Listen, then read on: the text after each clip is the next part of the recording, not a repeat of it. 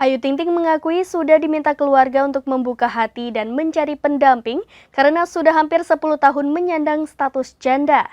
Hal tersebut ia ungkapkan dalam pesta ulang tahunnya yang ke-31 tahun pada 20 Juni 2023 lalu.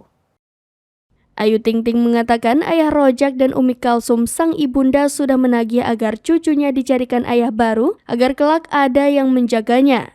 Hal tersebut ia katakan usai menggelar pesta ulang tahun di kawasan Kemang, Jakarta Selatan pada Minggu 25 Juni 2023. Ayu Ting Ting pun tidak merasa beban dengan permintaan orang tuanya. Hal itu ia rasa adalah doa terbaik dari ayah dan ibunya untuk dirinya sendiri.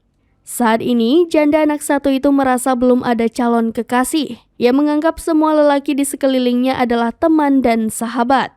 Ayu Ting Ting hanya meminta didoakan agar rezeki dan jodohnya dilancarkan oleh Allah Subhanahu wa Ta'ala agar ia bisa memiliki pendamping yang bisa menjaganya sampai akhir hayat. Demikian informasi terkini Syedaralun, saksikan terus berita lainnya di kanal YouTube Serambi News, website dan Facebook serambinews.com.